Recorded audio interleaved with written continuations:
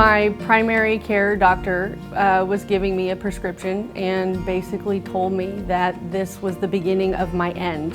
My health would deteriorate at the rate I was going. I was pushing 275. That really hit home. A friend of mine at the orthodontist office told me about what she was doing and having gastric bypass surgery with Dr. Matin. I talked to my primary care doctor and asked if he would think this would be a good option for me, and he said yes. One of the unique things about gastric bypass is the ability to change some of the metabolism. Metabolic changes that occur with gastric bypass really been kind of looked at very closely in the last 5 to 6 years. There's significant changes in some of those metabolic issues with gastric bypass. The most common one that's in the news is diabetes, especially type 2 diabetes.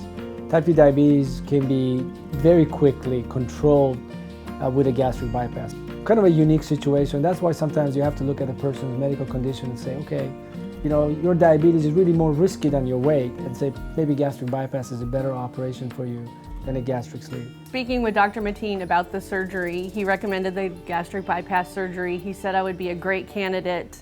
And he just overall made me feel very comfortable in that decision. And I knew he's got all the experience, he has all the education, so I trusted him recommending the gastric bypass surgery.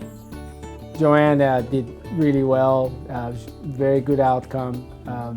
She chose her surgery based on her medical conditions. She spent a significant amount of time kind of going through the educational process within the dietitian and kind of learning throughout other patients' experiences what she was getting into.